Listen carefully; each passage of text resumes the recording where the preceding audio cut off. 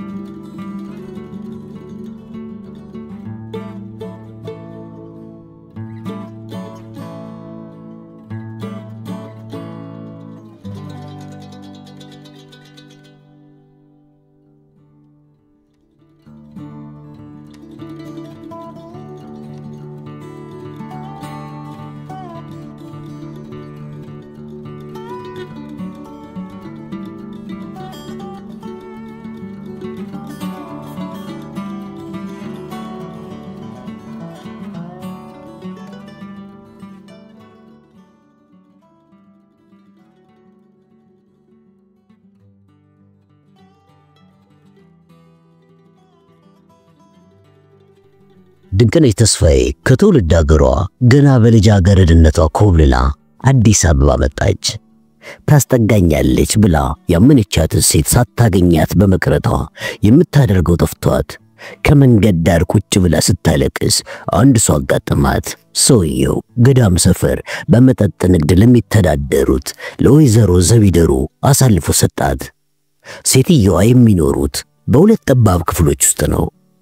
ቤቱ ሊፈርስ አንድ ሐሙስ የቀረው ሲሆን አንዱ መኝታ ቤታቸው፣ ሁለተኛው ደግሞ ሱቃቸው ነው። ወንበሩም ባንኮኒውም እንደሳቸው አርጅቶ ከአገልግሎት ውጭ ሆኗል። ጥቂት ለስላሳ መጠጦችና አንድ አረቄ በ30 ባዶ የውስኪ ጠርሙሶች ታጅቦ መቀመጡ ለቤቱ ግርማ ሞገስ የሰጠው ይመስላል። ግን ለጠጪ አይን የሚማርክ ነገር ባለመኖሩ ደና ገበያ የላቸው። አልፎ አልፎ አንዳንድ ሰካራም ቢገባም ከጥቅሙ ጉዳቱ ስለሚያይልባቸው ብዙ ጊዜ ከበራቸው ላይ የቆሙ ይከላከላሉ። ሰው ጥጋብን እንጂ ችግርና መከራን ይችላል ይላሉና ድንቅነሽም የሴትየዋ ኑሮ እንቆቅልሽ ሆኖ ድንግርግር ቢላትም በጥቂት ጊዜ ውስጥ ለመደችው። ወይዘሮ ዘቢደሩ 3/4ኛው የመኖር ዘመናቸውን በዚህ ተግባር ላይ ያሳለፉ ስለሆነ ድንቅነሽ መሆን የሚገባትን በቀላሉ እንድትሆን አደረጓት። በመጠነኛ ገንዘብ ክብረ ንጽህናዋን አስደፍረው ጫማም ቀሚስም ገዙላት። አካባቢዋን እያወቀች ሰውንም እየለመደችው ስትሄድ እንዳሸን በፈሉት ደላሎች አማካኝነት ካንዱ ወደ ሌላው መሸታ ቤት ስትሽከረከር 4 መስቀል ተኮሰች። በዚህ ጊዜ ውስጥ ትንሽ ገንዘብ ይዛ ስለነበረ ዘመዶቿን ለመጠየቅ ዳር አገር ወረደች። ቤተሰቦቿ በእልልታ የመንደሩ ሰዎች ደግሞ በደስታ ተቀበሏት። የድንቅነሽ አብሮ አደግ ልክ የለሽ አበጀ ወይም ያሁኗ አስቴር ግን ከቦታው አልነበረችም። ለምን ብላ ብትጠይቅ ወልዳ ገና ከራስ ቤት ስላልወጣች ነው ተባለች። በማግስቱ ከቤቷ ሄደች። ከናፍቆት ብዛት ተቃቅፈው ሁለቱም አለቀሱ። ስለኖሯቸው በሰፊው ተወያዩ። ድንቅነሽ ከዘመዶቿ ጋር በተቀላቀለች በሁለተኛው ወር መነሻው ባልታወቀ ምክንያት በቀድሞ ስሟ ልክ የለሽ ወይም የአስቴር ልጅ አረፈ። ሐዘን በተቀመጡ በ15ኛው ቀን ድንቅነሽና አስቴር ማንም ሳያያቸው በድንገት ተነስተው ወደ አዲስ አበባ ገሰገሱ። ድንቅነሽ ዘመዶቿን ጠይቃ ከተመለሰች በኋላ ፍቅር ያዘኝ ብላ ከነፈች። የገቢ ምንጯም ቀስ በቀስ ደረቀ። በመሃሉ አረገዘችና ታመመች። ጽንሱን ለማጨናገፍ ባደረገችው ሙከራ ከሞት አፋፍ ደርሳ ተመለሰች። የኑሮ ሚዛኑ ወዳልፈለገችው ጎና ዘነበለባት። በዚያም ብትለው መቋጠሪያው ጠፋት። አስቴር በሚቻላት ሁሉ ረዳቻት።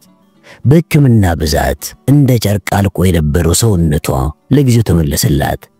እንደ ቀድሞ ባይሆንም እንደ ነገሩ እየሰራች ራሷን በራሷ ለመርዳት ቻለች። ከጓደኞቿም ተራ ለመሰለፍ በቃች። አስቴር እንደ እናቷ ልጅ ተወዳት ነበርና ሁልጊዜም ትጠይቃታለች። አብረን የራሳችንን ሥራ በሽርክነት እንጀምር በማለት ተወተውታታለች። አስቴር ግን በድንቅነሽ ሐሳብ አልተስማማችም። ይህ ብቻ ሳይሆን በሁለቱ መካከል የነበረው ፍቅርና መግባባት መልኩን እየቀየረ መጣ። ድንቅነሽ ልትረዳው ባልቻለችው ምክንያት የአስቴር ጠባይ ከቀን ወደ ቀን እየተለወጠ ሄደ። በመጨረሻም ግንኙነታቸው ተቋረጠ። ድንቅነሽ ጥርሷን ነክሳ እቁብ ገባች። ራሷን ለመቻል ትፍጨረጨር ነበርና ዕጣ ሲደርሳት አነስተኛ መጠጥ ቤት ከፈተች። በወረት ደህና ነገደች። ፍላጊዋን በረከተ። ቤቱም ተሟሟቀ። መቼም በሕይወት ጉዞ ውስጥ እንቅፋት አይጠፋምና አንዱ ወደድኩሻልና ሙዝዝ አለባት። ታይቶ እንደሚጠፋ የጠዋት ጤዛ አይዞሽ የሚሏት ሁሉ አንድ በአንድ ቀሩ። ጠጪውም በአዋጅ አትግባ ተብሎ የተከለከለ ይመስል እግሩን ተቆጣጠረ። ቀስ በቀስ ቤቷ ባዶን ቀረ። ወደድኩ ባዩም ሻንጣውን አንጠልጥሎ ገባ። በጥቂት ጊዜ ውስጥ ከመደርደሪያው ላይ የነበረው መጠጥ ሙልጭ ብሎ አለቀ። ከዛም ተጋባን አሉና ሱቁን ዘግተው መኖሪያ ቤት አደረጉት። በስድስተኛው ወር ሰማይ ይውጣ መሬት ተከፍታ ተዋጠው አይታወቅም የ3 ወር ቅሪት እንደሆነች እልም ብሎ ጠፋ። የድንቅነሽ ሕይወት ሐዲዱን እንደ ሳተ ባቡር አቅጣጫውን አጣ። ብስጭት አንጎሏን አቆሰለው። መፍትሄ ይሆናል ብላ ያዘወተረችው አረቄ ስጋዋን ጨረሰው። አእምሮ አበለሰ። ሞራሏን አሸቀ። ሰውነቷ እየሟሟ ሲሄድ ሆዷ ብቻ እየገፋ መጣ። ቀኗ ሳይደርስ ምጥ ያዛትና ሆስፒታል ገባች። በስንት መከራ በሐኪሞች ብርታት ሕይወቷ ተረፈ። ሕፃኑ ግን እንዳንቀላፋ በዚያው ለዘላለም ተኛ። ድንቅነሽ የአልኮል ሱሰኛ ስለሆነች የቤት ዕቃዋን እየሸጠች መጠጣት ጀመረች። የተረፈውም በቤት ኪራይ ተያዘ። ያጣ የነጣ ዘመድ የለውምና የሚያውቋት ሁሉ ሸሿት። አናውቅሽም አሏት። በዚህም ሳቢያ ሰውን ሁሉ ጠላች። ክብረ ሕሊናዋን ሸጣ በየሴተኛ ዳሪው ቤት የመጠጥ ተመጽዋች ሆነች። የሴትነት ስሜቷ መሞቱን ያልተረዱ ቢጤዎቿ ሊዳሯት ሲፈልጉ ሲጃራና አረቄ ባበለዘው ጥርሷ ትስቅባቸዋለች። የትም ውላ የትም ወድቃ ታድራለች። ቀይ የነበረ መልኳ ጠቆረ። ፊቷም የተጠበሰ ሳምባ መሰለ። ውሃ እንዳጣ አትክልት ፀጉሯ ደርቆ እየተነቃቀላለቀ። ኑሮ ካሉት መቃብር ይሞቃል ይባላልና ይሄም ኑሮ ሆኖ በድንጋይ ሰው ፈነከተችና ጣቢያ ታሰረች። ፖሊሶቹ ጤንነቷን ተጠራጥረው ወደ አእምሮ መታከሚያ ሆስፒታል ላኳት። 2 ወር ሙሉ ከዚያ ስትታከም ቆየችና ዳነች። ድንቅነሽ በአጭር ጊዜ ውስጥ ሌላ ሴት ሆና ወጣች። መቶ አለቃ ዘለቀ ድንቅነሽን ለማግኘት የአዲስ አበባ ከተማን አዳርሷል ለማለት ይቻላል። ይህን ያህል ደክሞ ቅንጣት ታህል ፍንጭ እንኳን ባለማግኘቱ ተስፋ ቆረጠ። ሞታ ይሆናል ብሎም ደመደመ። ማንኛውም ነገር ምክንያት ይፈልጋልና በዚህ ሽንፈት በዚህ ውድቀት አዝኖ ተክዞ ሳለ የሱ ባች የሆነ ፖሊስ ጓደኛውን በአጋጣሚ ያገኘው። በጨዋታ እየተጎነጩ አንድ ውስብስብ ወንጀል መፈጸሙንና ለጉዳዩ የድንቅነሽ አስፈላጊነት ምን ያህል እንደሆነ በዝርዝር ገለጸለት። ጓደኛው ይህን ስም በቅርቡ እንደሰማው ትዝ አለው። ስመ ሞክሼ ይሆናል ብሎ ንቆ ሊተወው ከጀለ። ብቻ ቁም ነገር አለው ብሎ ሳይሆን ለጨዋታው ያህል መቶ አለቃ ዘለቀ የሚፈልጋት ሴት ብትሆንም ባትሆንም የልጅቷ ሁኔታ አሳዝኖት ነበርና እሱ ከተመደበበት ጣቢያ ታስራ ስለነበረች ጤነኛ ይሏት እብድ የሕይወት ታሪክ ነገረው። መቶ አለቃ ዘለቀ ስለተባለችው ሴት ለማወቅ ስለጓጓ ብዙ ጥያቄዎችን አቀረበ። ጓደኛውም የሚያውቀውን ተናገረ። የሱ ድንቅነሽ በቀድሞ ስሟ ልክየለሽ ወይም አስቴርን ያስኮበለለች ነች ከሚባለው ጥርጣሬ ውጪ ስለሷ የሚያውቀው ነገር አልነበረም። በጓደኛው የተገለጸችው ድንቅነሽ ወደ ተጠቆመበት ቦታ ሄደ። ለሆስፒታሉ ኃላፊዎችም ማንነቱን አስተዋውቆ የሚፈልገውን ገለጸ። ሴትየዋ ድና መውጣቷንና ወይዘሮ ዘቢደሩ የተባለው ሴት በኃላፊነት ፈርመው እንደወሰዷት ተገለጸለት። የሴትዮዋን ማድራሻ ከመዝገቡ ላይ ስላየ ለተደረገለት ትብብር አመስግኖ ከሆስፒታሉ ቅጥር ግቢ ወጣ። የተባለችው ሴት የአስቴር ጓደኛ ሆና ከተገኘች የገነባው ጽንሰ ሐሳብ ትክክለኛነቱን ካረጋገጠችልኝ የመንፈስ ደስታ ይሰጠኛል። ፉርሽ ብታደርግብኝ ከስተቴ ለመማር ይረዳኛል። ግን ሳትሆን ቀርታ ልፋቴ ሁሉ እንደገና መና ከሆነ ከልብ ያሳዝነኛል በማለት ከሐሳቡ ጋር እየተሟገተ መንገዱን ጀመረ። ወይዘሮ ዘቢደሩን በአሽሙረኛነታቸውና በነገረኛነታቸው በገዳም ስፍር ትንሹም ትልቁም ያውቋቸዋል። በዚህም መቶ አለቃ ዘለቀ ካለ ብዙ ወጣ ወረድ ቤታቸውን አገኘው። ድንቅነሽ በቤት ውስጥ አልነበረችምና ከሳቸው ጋር ሲጫወት ቆየ። ከሄደችበት ስትመጣ ማንነቱን ሳያሳውቃት ለመዝናናት የመጣ መስሎ ለስላሳ መጠጥ ጋበዛት። ድንቅነሽ በኑሮ መጎሳቆል የልጅነት ለዛዋ የተሟጠጠ ቢመስልም በእድሜ ገና ለጋ መሆኗን ለመገመት ግን አልተቸገረም። ቀስ በቀስ ሁኔታዋን እየገመገመ በብልሃት ወደሚፈልገው ጉዳይ እንድትገባ አደረጋት። ድንቅነሽ ስለ ራሷ ምንም ሳትደብቅ በሰፊው አጫወተችው። ተግባቢና ግልጽ ሰው በመሆኗ ማደነቃት። ከሚፈልጋት ድንቅነሽ ጋር በአካል መገናኘቱ አስደሰተው። በሐሳብ ፍጹም መግባባታቸውን አረጋገጠ። ከአሁን ልንገራት እያለ ሲያመነታ ቆየ። የጉዳዩ ቁልፍ ነገር ስለሆነ መንገር ነበረበትና የጓደኛዋን የአስቴርን አሳዛኝ ሞት አረዳት። ያልጠበቀችው ነበርና ማመን አቃታት። እውነቱን ስትረዳ ግን ስቅስቅ ብላ ለቀሰች። የቅርብ ጊዜ ቅራኔያቸውን ሳይሆን የቆየው ፍቅራቸውን አስታወሰች። ልጆች ሆነው አቧራ እያቦነኑ ጭቃ እየተፈጠፉ የቦረቁበትን ቀዬ በአይነ ህሊናዋ አቃኘችው። የሕፃንነት ሕይወታቸውን ከአሁኑ ጋር በማነጻጸር በስሜት ዳሰሰችው። በእንባ በተሸፈኑ አይኖቿ እየተመለከተችው ስላሟሟታ ጠየቀችው። ሁኔታውን በሚገባት ቋንቋ አስረዳት።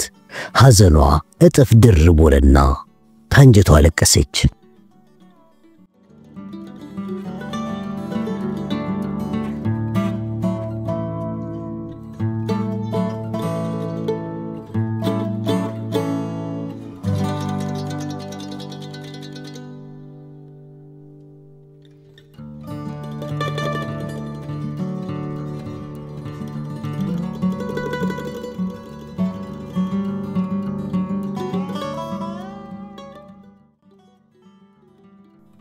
በጅሮንድ የአስቴር ቤተሰቦች ነን ከሚሉት ከናቶ ታዬ ጋር ባደረጉት ድርድር ከስምምነት ላይ ደርሰው ስምምነታቸው በፊርማ መዝደቁ አስደስታቸው። የኔ ብልሃት ውጤት ነው ብሎ ረኩ።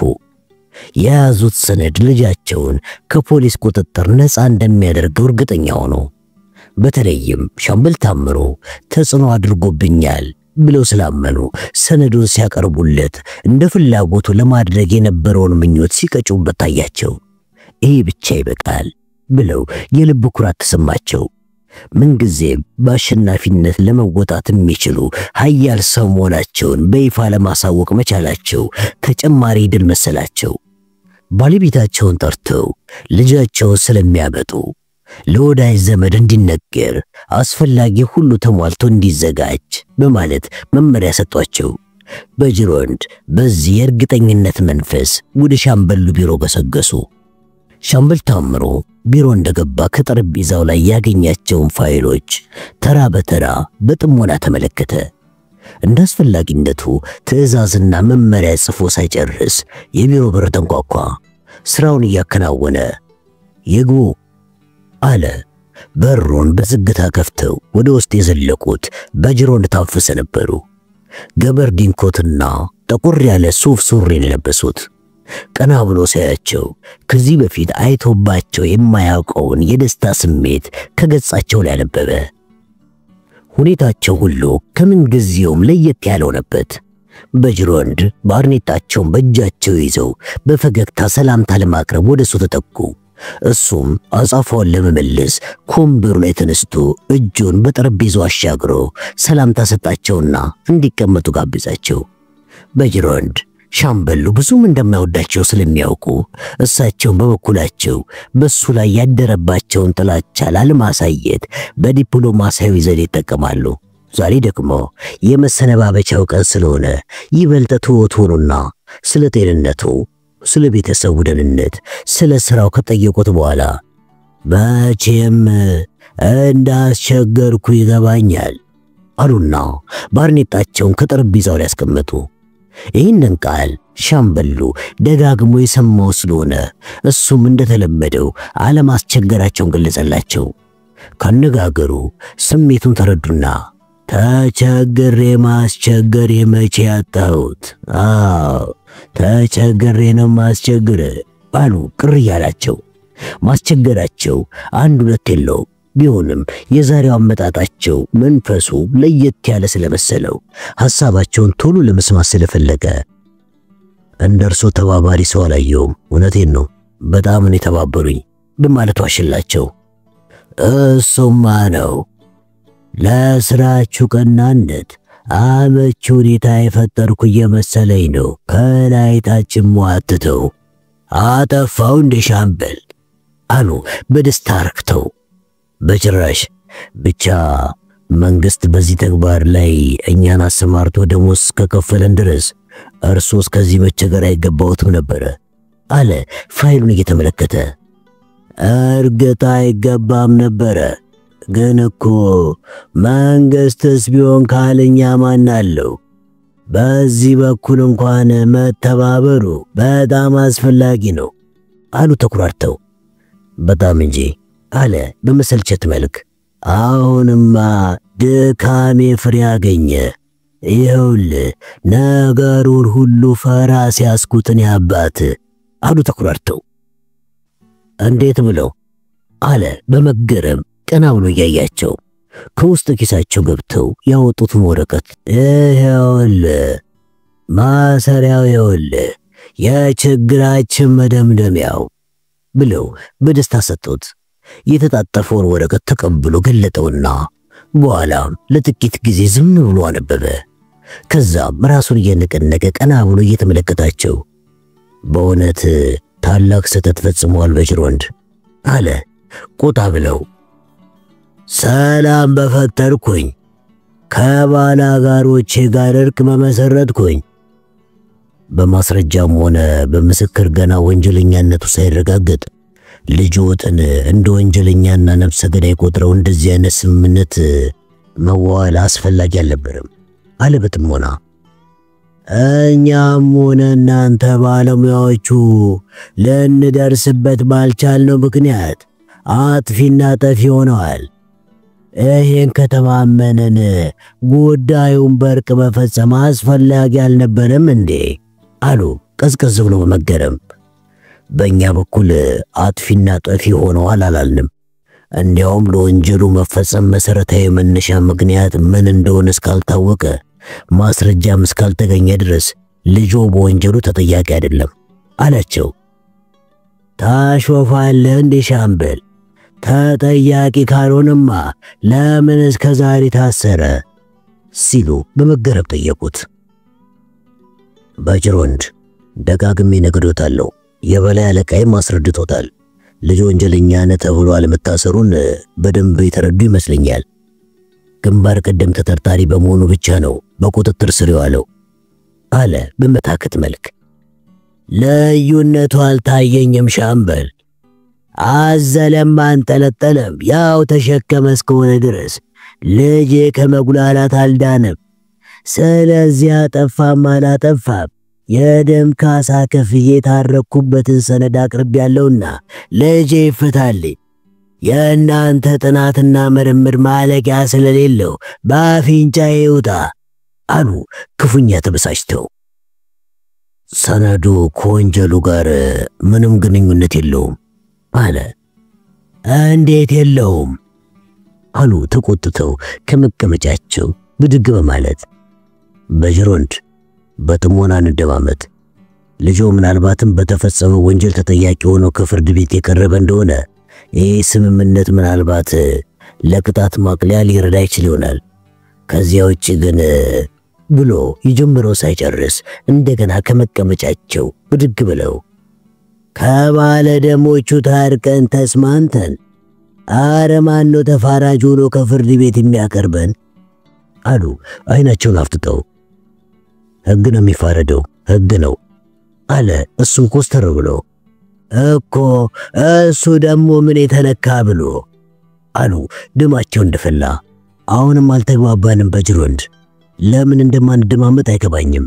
እኔ ያልኩት ወይም ማለት የፈለኩት ወንጀለኛ ሆኖ ከተገኘ የሚፋረደው ሕግ እንጂ ባለደሞቹ አይደሉም። ስለሆነም ከነሱ ጋር የሚደረግ ስምምነት ወንጀለኛውን በወንጀሉ እንዳይጠየቅ ሊያደርገው ፍጹም አይችልም ያልኩት። ስለዚህ ብሎ አሁንም የጀመረውን ሳይጨርስ ስለዚህ በርህን የከሰከስክበት ይሄ ሰነድ ዋጋ የለውም ብታሽ ወረቀት ለማለት ነው አይደል? አይደረግም፣ በጭራሽ አይደረግም አሉ ከጠረጴዛው ላይ ያስቀመጡትን የውሉን ወረቀት በጣታቸው አመልክተው ራሳቸውን በንዴት እየነቀነቁ። በአንድ ቋንቋ እየተነጋገርን መግባባት ካልቻለን መቼስ ምን ይደረጋል? ስለዚህ ብንለያይ ይሻላል አለ ፊቱን ኮሶ አስመስሎ ከመቀመጫው የተነሳ። አትቆጣ እንጂ አሉ ቀዝቀዝ ብለው። አልተቆጣውም፣ ምን ያስቆጣኛል አለ ለስለስ ብሎ። አሁን 2000 ብር የወጣበት ሰነድ እንዲያው ቤሳቢስቲን ሳይፈይድ አሉ ተስፋ በቆረጠ አነጋገር። ልጁ ወንጀለኛ ከሆነ ይጠቅም ይሆናል ካልሆነም ብሎ ሳይጨርስ ይገባኛል ካልሆነማ ምን አይቀራል አሉ ተከዘው። በጅሮንድ አለ ወረቀቱን በድንገት ትክ ብሎ ተመለከተና አቤት አሉ ከእንቅልፋቸው እንደነቁ ሆነው። የአስቴር እናት ስማቸው ወይዘሮ በለጠች ነው እንዴ? አለ በመጠራጠር። አዎ በለጠች ጓንጉል ነው። የፈረመችው እሷ አይደለችም እንዴ? ምን ተገኘ አሉ ግራ ተጋብተው። ሻምበል ታምሩ ቀጥተኛ መልስ አልሰጣቸውም፣ ሊሰጣቸውም አይችልም። ጥርጣሬ እንጂ በነገሩ እርግጠኛ አልነበረም። እንደገና ወረቀቱን በጥሞና ተመለከተው። ልሳሳት እችላለሁ ግን ስህተት አይመስለኝም አለ በሐሳቡ። እስቲ ለማንኛውም ቆይ አለና ስልኩን አንስቶ 2 የውስጥ ቁጥሮችን አሽከርክሮ 100 አለቃ ዘለቀን ጠየቀ። ለሥራ ጉዳይ መውጣቱ ተገለጸለት። 100 አለቃ አየለ ግን ለጊዜው ወደ ሌላ ቢሮ የሄደ መሆኑ ስለተነገረው ሲመጣ ይፈልጋል ብሎ ስልኩን ዘጋው። የበጅሮንድ የውል ሰነድ ከጠረጴዛው ላይ አንስቶ ተመለከተው፣ አፈጠጠበት። አቶ ጣሰው ጓንጉልና አቶ ታዬ ታገሱ ለሟችቷ ምኗ ናቸው ሲል ጠየቃቸው። አጎትና የቅርብ ዘመዷ ናቸው፣ ሌሎቹ ግን እማኞች ናቸው አሉ። 100 አለቃ አየለ ቢሮውን ከፍቶ ገባና በተጠንቀቅ ቆመ። 100 አለቃ የአስቴር ወላጆች ነን ብለው በቅርቡ ለማመልከት የመጡት ሰዎች ስም ታስታውሳለህ እንዴ ሲል ሻምበሉ ጠየቀው። 100 አለቃ አየለ ለጊዜው ትዝ እንደማይለው ገልጾ በፋይል ውስጥ መኖሩን በማረጋገጥ ማምጣት ይችላል ስላለ እንዲያመጣ አዘዘው። በጅሮንድ አንድ አጠራጣሪ ነገር መፈጠሩ ተሰማቸው። ምን እንደሆነ ግን ሊገምቱ አልቻሉም። ነገሩ አላማራቸውም ነበርና አዝማሚያውን ለማወቅ ስለፈለጉ እንዲነግራቸው ጠየቁት። ለተጠየቀው መልስ ሳይሰጥ አንድ ነገር ላይ እርግጠኛ ለመሆን በመጀመሪያ ማረጋገጥ ተገቢ ስለመሆኑ ሲያዋያቸው 100 አለቃ አየለ ይዞት የመጣውን ፋይል ሰጥቶት ወጣ። ሻምበሉ ፋይሉን አገላብጦ የፈለገውን ካገኘ በኋላ ከማመልከቻው ግርጌ ላይ የሰፈረው ስም እናቷ ወይዘሮ ዙሪያ ሾርክ ይታጠቁ፣ አባቷ አበጀማሞ ነው የሚለው ከእርሶ ጋር የተፈራረሙት ወይስ ከኛ ዘንድ ያመለከቱት ናቸው ወላጆቿ ሲል በመደነቅ ጠየቃቸው። በጅሮንድ ግራ ከመጋባታቸው የተነሳ የሚይዙትን የሚጨብጡትን አጡ። ደም ስራቸው ተክተረተረ፣ ደማቸው ፈላ፣ እጃቸው ተንቀጠቀጠ፣ አይናቸው ፈጠጠ፣ አንደበታቸው አልታዘዝ አላቸው። የግዳቸውን አባቷ ራሱን ገሏል ያሉኝ አባቷ ሞታል ብለውኝ አሉ ሁና ቁና እየተነፈሱ። እነማን? አለ። ታዬና አቶ ጣሰው አጎቷ። አዎ አሉና እየተንቀጠቀጡ ከውስጥ ኪሳቸው አንድ ማስታወሻ ደብተር አውጥተው ገለጥ አደረጉና ይኸውልህ ታዬ የተባለው ዘመዷ ለአንዳንድ ጉዳይ ቢፈልጉኝ በዚህ የስልክ ቁጥር ይደውልልኝ ብሎ ቁጥር ሰጥቶኛል። ካላመንከኝ ስልክ ፍቀድልኝና ላነጋግረው ሲሉ በልመና መልክ ጠየቁት። ሁኔታቸው አሳዛኝ ነበርና በስልኩ እንዲጠቀሙ ሻምበሉ በደስታ ፈቅዶ ወደ እሳቸው አስጠጋላቸው። በጅሮንድ ስልኩን አንስተው የፈለጉትን ቁጥር ደውለው ጥቂት ጊዜ ጠበቁና ሃሎ እባክሽን አቶ ታዬን አገናኘኝ። ምን አልሽኝ? አቶ ታዬ ይታገሱ ነዋ፣ የሽያጭ ክፍል ኃላፊውን። አናውቃቸውም? ለመሆኑ የት ነው? ምን ሰንጋተራ ጠጅ ቤት አሉ ደንግጠው። ወዲያውኑ ስልኩን ዘጉና ቁጥር ተሳስቼ ይሆናል ሻምበል፣ እንደገና ብሞክር ይሻላል አሉና በጥንቃቄ ቁጥሮቹን አሽከረከሩ። ጥቂት ቆዩና ሃሎ አቶ ታዬ ታገሱን አገናኘኝ። ምን አልሽኝ? ተሳስተዋል። የት ነው? ምን አልሽኝ? ሰንጋተራ ጠጅ ቤት ሳርንሽ ይፍረስ ብለው በንዴት ስልኩን ዘጉት። እንደተሞኙ በርግጥ ገባቸው፣ ግን ማመን አቃታቸው። ያ ሁሉ ተስፋ ንፋስ እንደነካው ጉም ሆነባቸው። አቀርቅረው ዝም አሉ። በድንገት ቀና ብለው ሻምበሉን እያዩ ማታለላቸው ይሆን እንዴ ብለው በጥርጣሬ መልክ ጠየቁት። ሻምበሉ መታለላቸው ቢገባውም ቀጥታ ተናግሮ ይበልጥ ከማሳዝናቸው አለና የስልክ ቁጥሩን የመስሪያ ቤት ወይስ የመኖሪያ ቤቴ ነው ብሎ የሰጡት ሲል ጠየቃቸው። ያለውማ የመስሪያ ቤቴ ነው ያለኝ አሉ ተስፋ በቆረጠ አነጋገር። የሰውን ደካማ ጎን በማጥናት የተለያየ ዘዴ በመቀየስ የዋሆችን የሚያታልሉ ቀጣፊዎች እንዳሉና ታዬ የተባለው ግለሰብ በዚህ ማታለል ሙያ የተካነ ሌባ ሊሆን ስለሚችል ግብረ አበሮቹን አስተባብሮ ሊያጭበረብራቸው እንደቻለ ገለጸላቸው። በጅሮንድም ቀን በቀን አይናቸው ያየ ገንዘባቸው መዘረፋቸው ቆጫቸው። የግር ሰዓቱን አቃጠላቸው። ይሄ ብቻ ሳይሆን መሞኘታቸውን ሰው ሲሰማ እንዴት እንደሚስቅባቸው እየታሰባቸው ዘገነናቸው። አንድ የቅርብ ዘመዳቸው ቁጭ በሎች ወይ ማታለያዎች ነሐሱን እንዴት ወርቅ ነው ብለው በማሞኘት እንደሸጡለት ያጫወታቸው ትዝ አላቸውና እንደሞኝ ብቻቸው ሰው መኖሩን ሲያውቁ ራሳቸውን በራሳቸው ታዘቡ። ታዬንና ግብረ አበሮቹን አስይዘው ለማሳሰር ተመኙ። በቀላሉ እንደማይሆንላቸው ተረዱ። ያሰቡት ሁሉ እንዳሰቡት ባለመሆኑ የተወለዱበትን ቀን ረገሙ። አዝነውና ተክዘው ተቀመጡ። ከጥቂት ጊዜ በኋላ የሐዘን ካባ ተከናንበው ከሻምበል ቢሮ ወጡ።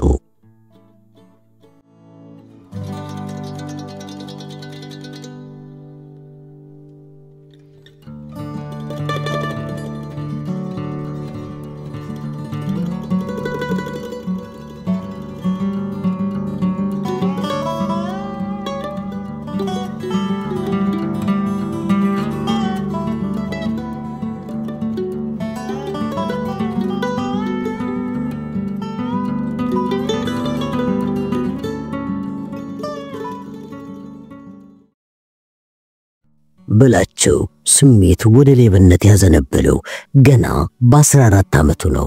በመጀመሪያ የተለማመደው በኪስ ሊያዙ የሚችሉ ጥቃቅን ዕቃዎችን ከቤት እያወጣ በመሸጥ ነበር።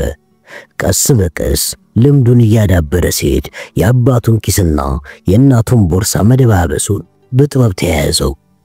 ይህንን የሚፈጽመው ፍጹም በማይታወቅ ሁኔታና እያዘናጋ ስለነበረ ለብዙ ጊዜ ሳይነቃበት ቆየ። በአጋጣሚ ሲፈልጉ አንዳንድ ነገሮች ከቤት ውስጥ መታጣታቸው ቢከሰትም ወላጆቹ በላቸውን በሌብነት አልጠረጠሩትም። በእነሱ ቤት ሌቦቹም ቀጣፊዎቹም የፈረደባቸው ሰራተኞቻቸው ነበሩ። አሜሪካ ሀገር የምትኖር የእህታቸው ልጅ ለበላቸው እናት ቆንጆ ጫማ ላከችላቸው። የደረሳቸው ዕለት በደስታ ሲፈነድቁ ውሎ አደሩ። ለእናቱ ይሄ ጫማ ውብና አስደናቂ ነገር ስለሆነባቸው በጣም ወደዱት። እንደ ብርቅ ዕቃም ከቁም ሳጥናቸው ውስጥ አስቀመጡት። ከተቀመጠበት የሚወጣው ወዳጅ ዘመድ ሲመጣ ለማሳየት ብቻ ነው። ያሳዩት ሰው ካላደነቀላቸው እናቱ ይከፋሉ። ከዚህ ውጪ እናቱ በዚህ ጫማ አንዲትም ቀን ተጠቅሞበት አያውቁም። እንኳን በእግራቸው ደፍረው ሊረግጡት ቀርቶ የሰው ልጅ አላግባብ ሲይዘው የሚጎሳቆል እየመሰላቸው በጣም ይሳሱለታል። በዚህ ሁኔታ ከመንፈቅ በላይ ተቀመጠ። ከዕለታት አንድ ቀን የበላቸው እናት ከቀብር ላይ በድንገት ያገኟቸው የቀድሞ ወዳጃቸውን ወደ ቤት ጎራ እንዲሉ ጋበዟቸው። የጨዋታቸው ርዕስ ግንባር ቀደሙ የሟቹ ሰው ታሪክ ቢሆንም የዚህ ጫማ ነገር አልተረሳም ነበርና በላቸው ባለበት ከቁም ሳጥን አውጥተው ለእንግዳቸው አሳዩ። እናቱና ሴትየዋ ቡናቸውን እየጠጡ ሰፊ ወግ ከፍተው ሲጨዋወቱ ጫማው ወደ ክብር ቦታው ሳይመለስ ቁጭ ካለበት ቦታ ተነሳ። እናቱ እንግዳው አሸኝተው ከመመለሳቸው በፊት በላቸው ጫማውን ከፊታቸው ሰውሮት ስለነበረ መልሰው ከቦታ የቆለፉበት መሰላቸው። በሶስተኛው ቀን እንግዶች መጡና እናቱ እንደተለመደው ጫማውን ለማሳየት ቁም ሳጥኑን ቢከፍቱ ከቦታው የለም። ያለ የሌለ አተራብሰው ቢፈልጉ ጫማውን አጡት። ላይ ወጡ፣ እታች ወረዱ፣ ዘለሉ፣ ጨፈሩ። እሱ ግን አልተገኘም። ቁጣቸው ሲበርድላቸው በጥሞና ማሰብ ጀመሩ። የዚያን ዕለት ከበላቸውና ከአንድ ሴት ሰራተኛ በስተቀር በቤት ውስጥ ሌላ ሰው አለመኖሩ ትዝ አላቸው። ሁለቱንም በየተራ ጠርተው ጠየቁ። ሰራተኛዋ በጣም ማለች፣ አይኔን ግንባር ያደርገው በማለት ምላተ ገጽታ አለመውሰዷን እያለቀሰች ተናገረች። እሳቸው ግን አላመኗትም። በላቸው ደግሞ የሴት ጫማ ለኔ አይሆነኝም፣ ምን ሊያደርግልኝ ወስድብሻለሁ ብሎ አፈጠጠባቸው። በዚህ ምክንያት 2 ቀን ያህል ውሃ አልቀምስም ብለው አኮረፉ። ለመጀመሪያ ጊዜ ልጃቸውን ጠረጠሩት። ሁኔታውንም ለባላቸው አሳወቁ። ሁለቱም በበላቸው ላይ ያላቸው አስተያየት አንድ ሆነ። ከዚያን ጊዜ ጀምሮ በሱ ላይ እምነት አጡ። ጉድና ጅራት ወደ ኋላ ነው ይባላልና በላቸው የእህቱን ሰዓት ሰርቆ ለመሸጥ ሲያስማማ ተይዞ መታሰሩ ለወላጆቹ ተገለጸላቸው። ሌብነቱም በይፋ ተከሰተላቸው። ከሁሉም ነገር የጠፋው ጫማ ከአእምሯቸው አልወጣላቸው። ያ እንደ ዕንቁ የተንከባከቡት በአንዷ ሸፋፋ እግር ተደንቅሮ ሲጉላላ በዓይነ ሕሊና እየታየ ዘገነናቸው። ምንጊዜም የማይረሱት ጫማ በልጃቸው መሸጡ ግልጽ ሆነላቸው። ክፉ ባይመኙለትም ከልባቸው አዘኑበት። ቢሆንም የእናት አንጀት ነውና በላቸውን አልረገሙትም። በላቸው ብሩህ አእምሮ ያለው ልጅ በመሆኑ አስተማሪዎቹ ሁሉ በችሎታ ያደንቁታል፣ በትሁትነቱም ይወዱታል። በዚህ ልክስክስ አመል በመጠመዱ ትምህርቱን ችላ እያለ ሄደ። አዘውትሮ በመቅረቱ ለሌሎቹ መጥፎ አርአያ ይሆናል ተባለና በጉባኤ ከትምህርት ቤቱ እንዲባረር ተወሰነ። አባቱ ሌላ ትምህርት ቤት ቢያስገቡትም ያደቆነ ሰይጣን ሳያቅስ ሳይተውም እንደሚባለው ከዚያም ሳይበረክት ቀረ። 12ኛ ክፍል መልቀቂያ ፈተና ላይ በግል ተፈታኝነት ቢቀመጥም በሚገባ አላጠናም ነበርና ዝቅተኛ ውጤት አመጣ። ከዚያ በኋላ ለየለትና እሱም ወደ መረጡ ሙያ ተሰማራ። በላቸው ከድሬዳዋ ጀምሮ በአይነ ቁራኛ የከታተላቸው የነበሩትን ሰው ከሩቅ ተመለከታቸው። ሰውየው ወፍራምና ጣና ያሉ አዛውንት ናቸው። የቁልቢ ገብርኤልን ለማንገስ የሚተራመሰውን ሕዝብ ከለላ በማድረግ ቀስ በቀስ ተጠጋቸው። ታቦት ወጣ፣ እልልታው ቀጠለ፣ እምቢልታው አስተጋባ። ሰው ሁሉ አክብሮቱን ለመግለጽ በግንባሩ ተደፋ። ሰው ለሰው አይተያይም፣ እርስ በርሱ ተጋፋ። መሬት ቁና ሆና ምዕመኑ በመንፈሳዊ ደስታ ተዋጠ። ግርግሩ ለበላቸው አመቺ ሁኔታ ፈጠረለት። እጁ ከሰውየው ኪስ ሰተት ብሎ ገባ። ቦርሳ ይዞ ወጣ። በላቸው ተልኮ ስለተሳካለት የታቦቱን መንገስ አልጠበቀም። ተሽሎክልኮ ከሕዝብ መሃል ውልቅ አለ። በመጣበት እግሩ እየተገላመጠ ወደ ድሬዳዋ ተመለሰ። ከቦርሳ ውስጥ ያገኘውን በርከት ያለ ብር ወሰደ። በርከት ያሉ ሰነዶችና መታወቂያ ካርዳቸውን ግን ከነቦርሳቸው ካረፉበት ሆቴል በር ላይ በዘዴ ጣለው። በገንዘቡ መጥፋት ቢቆጩም ይህን ሲያገኙ ይጽናናሉ ብሎ ገመተ። ድሬዳዋ ጥቂት ተዝናንቶ ወደ አዲስ አበባ ጉዞ ጀመረ። መቶ አለቃ አየለ የበላቸውን መመለስ በናፍቆት ጠበቀ። ከቁልቢ መልስ ባቡር ጣቢያው በሰው ብዛት እንደሚጨናነቅ ቢያውቅም ከዚያ አድፍጦ ለመጠበቅ አሰበ። በሌላ በኩል ደግሞ በአውቶቡስ ሊመጣ ይችላል ሲል ተጠራጠረ። በዚህ ምክንያት ሁለት ልብ ሆነ። ከዚህ ሁሉ ከቤቱ ሲገባ ጠብቆ ሊያነጋግረው ወሰነ። በጠበቀው ቀን ግን ሳይመጣ ቀረ። በላቸው ብሩን ታቅፎ አዲስ አበባ እንደገባ ወደ ቤቱ አልሄደም። ለአንድ ሴት ጓደኛው ስልክ ደውሎ ጠራትና ከሚያውቁት ቤርጎ ዓለማቸውን ለማየት ተቀጣጠሩ። መጠጥ በገፋ አዘዙ፣ ጫትም አስገዙ። ባለፉበት ሀብት ተዝናኑ። ልጅቷ አራተኛውን ቢራ አገባዳ ሲጃራዋን ስትለኩስ ሰሞኑን አንድ ፖሊስ ይፈልጋል ሲሉ ሰማው፣ ምክንያቱ ምንድነው ብላ ጠየቀችው። በላቸው ሞቅ ብሎ ስለነበረ መልስ አልሰጣትም። አሰፋንም አነጋግሮታል ይባላል አለችው። ጠንቋይ ወይም ነብይ አይደለሁም። ለምን እንደሚፈልጉኝ እኔ በምን አባት ያውቃሉ አለ በተሳሰረ አንደበቱ። ለማንኛውም አሰፋን ብታገኘው አይከፋም። እነሱ አንድ ነገር ፈጽሞ ባለመኖር ምክንያት የነሱን ጥፋት አንተ ላይ ያላከው ይሆናል። እነሱም ናቸው ይታመናል፣ ብትጠነቀቅ ይሻላል አለችው። አሁን እንደዚህ አይነቱን ፍሬ ስለሌለው ነገር ማሰብ ትተን ደስታችን ላይ ትኩረት እናድርግ። በደስታችን ጣልቃ ባይገባ ይሻላል። ዝም ብለን እንጠጣ በቃ አላት በሲጃራ የነዘበ ጥርሱን እያሳያት። ከምሳ በኋላ በላቸው ከቤት ወጥቶ ታክሲ ሲጠብቅ የመቶ አለቃ አየለ መኪናውን ከፊት ለፊቱ አቆሞ እንዲገባ ጠየቀው። ፖሊሱ ለበላቸው እንግዳ አልነበረምና ሳያንገራግር በተከፈተለት በር ገብቶ ተቀመጠ። ጥቂት እስከሚጓዙ ሁለቱም ቃል አልተነፈሱም። በላቸው በተፈጥሮ ፈሪ አይደለም። አሁንም የመፍራት ስሜት አላደረበትም። ከኪሱ ያወጣውን ሲጃራ አቀጣጥሎ ወደ ውስጥ ስቦ በአፍንጫውና በአፉ ጭሱን አቦነነው። ከኔ ምን ይፈልጋል ሲል ራሱን በራሱ ጠየቀ። መቶ አለቃ አየለም በበኩሉ በየትኛው ጥያቄ ልጀምር በማለት ከሐሳቡ ጋር ውይይት አደረገ። መኪናዋን ጥጋ ሲዞ አቆምና ስለምንተዋወቅ በኔና ባንተ መካከል ውሸት ቦታ ይኖረው፣ በእውነት ስለ እውነት እንነጋገራለን አለ መቶ አለቃ አየለ ቀጠል አድርጎም። ስለዚህ አንዳንድ ጥያቄዎች ስላሉኝ ትክክለኛ መልሳቸውን ደግሞ ካንተ ተጠብቃለሁ። በዚህ እንደምትተባበረኝ ተስፋ አድርጋለሁ አለና ፊቱን ወደሷ አዞሮ በፈገግታ ተመለከተው። በላቸው የሚያውቀው ጉዳይ እስከሆነ ድረስ የሚደብቅበት ምክንያት እንደሌለ ገለጸለት። መቶ አለቃ አየለ ሟቹ አስቴርን በሚመለከት በርከት ያሉ ጥያቄዎች አቀርቦ አጥጋቢ መልስ ሳያገኝ ቀረ። በላቸው በቀላሉ የማይበገር ሰው በመሆኑ ወደ ፈለገው ቀለበት ውስጥ ሊያስገባው አልቻለም። በዚያም ቢለው በላቸው ስለ አስቴር ማውቀው ነገር የለም ሲል ድርቅ አለ። ቀደም ሲል መቶ አለቃው ካሰፋ ጋር መነጋገሩን በላቸው ስለሰማ አስቴርን በሕይወት በነበረችበት ጊዜ የሚያውቃት መሆኑን ግን አልደበቀም። አዎ እንዲሁም ከሙሉጌታ ጋር ወዳጅነት መመስረታቸውን እንደሚያውቅም አልካደም። እስከዚህ ድረስ ከተማመንን መጥፎ አይደለም፣ ግን ማንም ሰው እኔ እያለሁ እህቴን ማስለቀስ አይችልም ስትል ደንፍተሃል። 2 ቀን በተከታታይ ሙሉጌታን አድፍተህ ተጠብቀሃል። ሆኖም በሱ ላይ እጅህን እንዳታነሳ ተለምነሃል።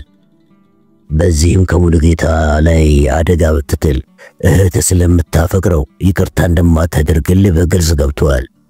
ስለዚህ ነገሩን አውጥተህ አውረደ የእህትህን በደል ለመበቀል ተቀናቃኟን ማጥፋት ነው ብለህ መርጠሃል። ለዚህ ቅድመ መሳካትም ቅድመ ዝግጅት ያስፈልገዋል። ይሄውም በአስቴርና በሙሉጌታ መካከል የተፈጠረው ግንኙነት በአንተም ሆነ በእህት ላይ ቅንጣት ያህል ቅሬታ እንዳላሳደረባችሁ በየመሸታው ቤት በመስበክ አስፈላጊ ሆኖ አግኝተዋል። እንዲሁም ሁለታችሁም ከደሙ ንጹህ ለመሆን እንዲያመቻችሁ ደግሞ እህት ከአካባቢው እንድትርቅ ማድረጋችሁ ሌላው ማጠናከሪያ ዘዴያችሁ ሆነ። እንዳጋጣሚ ሆኖ ሁሉም በፈለጋችሁት ሁኔታ ተስተካከለ። ሙሉጌታ ወደ ሳልስቱ ቤት ሲሄድ ደግሞ በሩቅ ተመለከትክ። ከዛም በመታወቀው መንገድ ገብተህ አስቴርን አንቀገደልካት አለ መቶ አለቃ ጥርሱን ነክሶ አይኑን አፍጥጦ እየተመለከተው። በላቸው በነገሩ ተደናግጦ መልስ ለመስጠት አልቸኮለም። እንዴት አድርጎ አንዱን ካንዱ እንዳያያዘው ገረመውና በተዘብታ አይነት ተመለከተው። ከአንድ መጽሔት ላይ እንግሊዝ ሀገር ስለተፈጸመ ወንጀል ያነበበው ታሪክ ትዝ አለው። ሰውየው ሚስትን ገለሃል ተብሎ ተወነጀለ። እሱ ግን አላደረኩትም ብሎ ካደ። ልክ አሁን መቶ አለቃ አየለ እንዳስቀመጠው ነገሮች በአጋጣሚ ተመሳሰሉ። በባልና ሚስት መካከል የነበረው ቅራኔ ተጨማሪ ድጋፍ ሆነ። ሰውየው በሕግ ፊት ወንጀለኛ ሆኖ ስለተገኘ ሞት ተፈረደበትና ተሰቀለ። ከጥቂት ዓመታት በኋላ የሴትየዋ እውነተኛ ገዳይ ሌላ ሰው ሆኖ ተገኘ። ባሏ ከደሙ ንጹህ ነው ተብሎ ከሞተ ከስንት ጊዜ በኋላ ከወንጀለኛነት መዝገብ ተፋቀ። በላቸው ስህተት መፈጸሙ ሳይሆን የገረመው ለሞተ ሰው ይቅርታ መደረጉ ለብዙ ጊዜ ደንቆታል። የዚህ ሰው መጥፎ ዕጣ በሱ ላይ የደረሰ መሰለው። ለመጀመሪያ ጊዜም ፍርሃት አለው። መቶ አለቃ አየለ የበላቸውን ሁኔታ በጥሞና አጠናና መቼም ከእንግዲህ ወዲያ መካካድ አንችልም አይደል? ልንካካድ አንችልም ብሎ ፈገግ አለ። ያልከው ሁሉ መጨበጫ የሌለው የግል ስሜት ነው። እኔ በላቸው ለማንም ስለ የሰው ሕይወት አላጠፋውም፣ ወደፊትም የማጠፋ አይመስለኝም። ይሄ የማይለወጥ ቃል ነው። ወንጀለኛ ነው ብላ አትመን አለለም። ማመን የግል መብት ነው አለ በራሱ በመተማመን። መቶ አለቃ አየለ የበላቸውን ቃል አላስተባበለም። ያለውን ቢል ከዚያ ሲደርስ ያምናል በሚል ግምት መኪናውን አስነስቶ አቅጣጫውን ወደ ወንጀል ምርመራ አደረገ።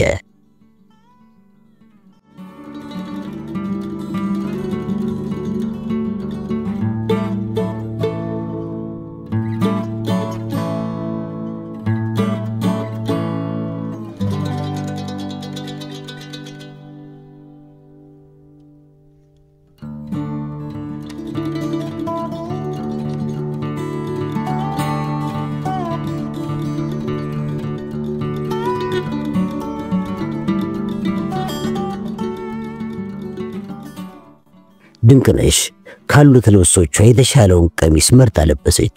ከዛም ነጠሏን ደርባ ከመቶ አለቃ ዘለቀ ጋር ባደረጉት ስምምነት መሰረት ከተቀጣጠሩበት ቦታ በሰዓት ለመገኘት ከቤት ወጣች። የአስቴርን ሞት ያረዳት ዕለት ከአንድ ቦታ ማሳይሽ ሰው አለ። ሰውየውን ከዚህ በፊት ማወቅሽን ወይም አለማወቅሽን እንድታረጋግጭልኝ እፈልጋለሁ ስላላት ነው ቆማ የምትጠብቀው። የተባለውን ሰው አወቀችውም አላወቀችውም የሚሰጠው ጥቅም ምን እንደሆነ አልገባትም። ከአስቴር ሞት ጋር የተያያዘ መሆኑ ግን ሳትረዳ አልቀረችም። ቢሆንም ይህ ሰው ማን ሊሆን ይችላል ብላ አሰበች። ከአስቴር ጋር የሚያውቋቸው ብዙ ወንዶች በመሆናቸው ከረጅም ጊዜ በኋላ አሁን አንዱን ከሌላው ለይቶ ማስታወስ እንዴት ይቻላል ብላ ራሷን በራሷ ጠየቀች። ቀላል ባለመሆኑ ችግር እንደሚገጥማትም ገመተች። ለማንኛውም ሁሉንም እደርስበታለሁ በማለት መምጣቱን ጠበቀች። መቶ አለቃ ዘለቀ በተባለው ጊዜ መኪናውን አቆሞ ድምፅ አሰማት። ድንቅነሽ ለሷ መሆኑ አልገባትም ነበርና ዝም አለችው። ከመኪና ወርዶ በስሟ ጠራት። የጠራትን ስላወቀችው ፈገግ ብላ ሰላምታ ሰጠችው። በጉዞ ላይ እንዳሉም ዝም ከማለት ብሎ ስለኖሯ ጠየቃት። እሱም ስለራሱ አንዳንድ ነገር አጫወታት። ከአንድ ቦታ ሲደርሱ መኪናዋን አቆመ። አካባቢውን ስለማታውቀው የሰፈሩን ስም ጠየቀችው። ነገራት። አዲስ አበባ እድሜ ልክ ቢኖርበት የማይታወቅ ሰፊ ከተማ መሆኑ ደነቃት። ከቦታው የደረሱት 12 ሰዓት ተኩል ላይ ነው። ገና ጀንበር ነው ቢባልም ገና ላይን አልያዘም። በሩቅም ቢሆን እንደ ልብ ሰው መለየት ይቻላል። መቶ አለቃ ዘለቀ አንድ አነስተኛ የሸቀጣ ሸቀጥ ሱቅ በጣቱ ጠቁሞ አሳያትና ነጠላሽን ተከናንበሽ ከዛ ኪዮስክ ውስጥ በመስኮት ትቆሚያለሽ አለና ፊቱን ወደ ሌላ አቅጣጫ መለሰ። እሷ ከምትቆምበት ቦታ ሆና በግልጽ ልታያቸው እንድትችል የት ድረስ ከሰውየው ጋር መምጣት እንዳለበት ባይኑ ለካ። አሁንም በእጁ አመልክቶ ቀይ ቀለም የተቀባ ቆርቆሮ በር ይታይሻል አይደለ አላትና እዚያ ድረስ አብረን እንመጣለን። ለጥቂት ጊዜ ማብሬ እቆማለሁ። ልብ ብለሽ ተመልከቺው እሺ አላት። ድንቅነሽ እንዳልክ አደርጋለሁ እሺ አለችው። ከዚያ በኋላ ከኪዮስኩ በስተቀኝ ያለውን አውራ መንገድ ይዘሽ ቁልቁል በመውረድ እዛ ጋር ጠብቂኛለሽ ብሎ ነገራት። እሺ ይሁን ብላ ትዕዛዙን ተቀበለች። ድንቅነሽ በቅድሚያ ከመኪና ወርዳ ወደ ሱቁ አመራች። ከጥቂት ጊዜ ቆይታ በኋላ እሱ መኪናውን ቆለፈና ወደሚሄድበት አቅጣጫ በእግሩ ጉዞ ጀመረ። መቶ አለቃ ዘለቀ እጆቹን ከሱሪው ኪስ ከቶ ሰውየውን ምን እንደሚለው አሰላሰለ። ደጋግሞ ስላነጋገረው እንዳይጠራጠር ጥሩ ምክንያት ፈለገ። በዚህ አቅጣጫ የያዘው ምርመራ ዛሬ ከአንድ ወሳኝ ነጥብ ላይ ይደርሳል። የሱ መላምት ትክክለኛነቱ ወይም ስንኩልነቱ ይለያል። ወደደም ጠላም ከሁለቱ አንዱ በግልጽ ይከሰታል። የጠበቀው እንደጠበቀው ከሆነለት ይደሰታል። ተቃራኒው ከሆነበት ግን ይበሳጫል።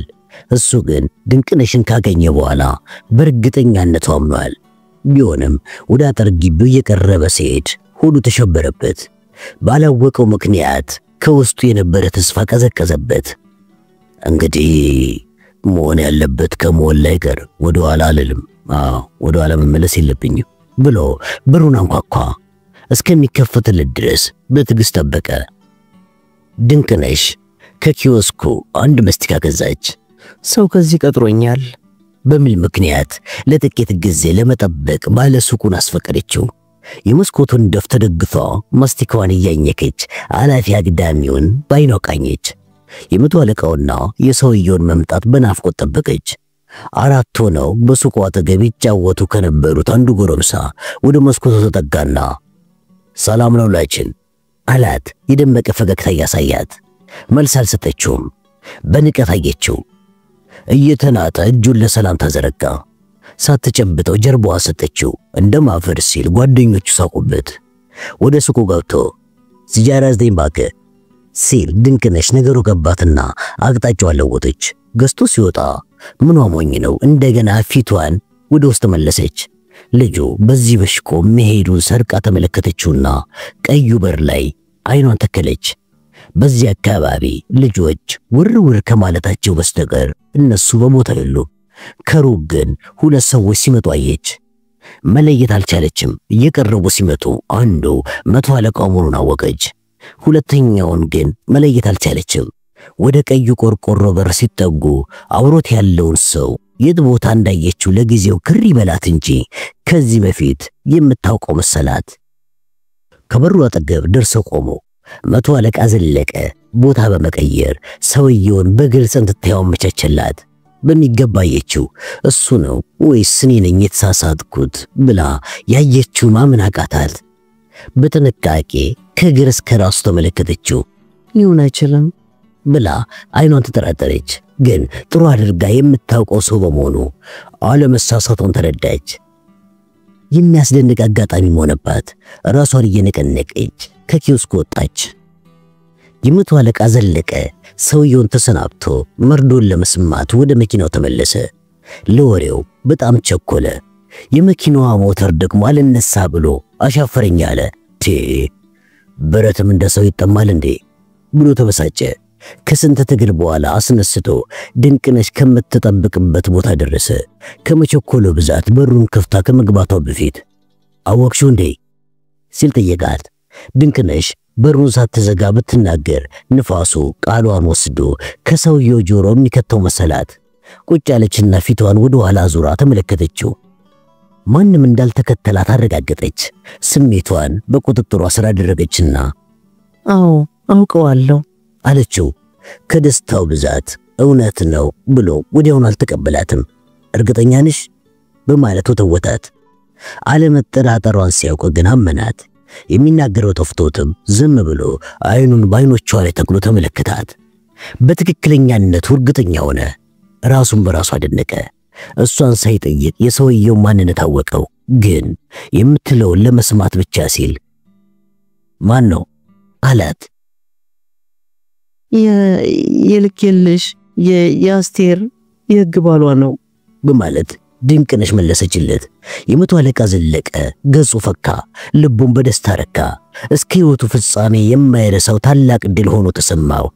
የአንዱ ደስታ ለሌላው መከራ የሚሆንበት ጊዜ ያለና ድንቅነሽ ሰውየውን ፈራችው። ለምን እንደፈራችው ግን ለመቶ አለቃ ዘለቀ አልነገረችውም።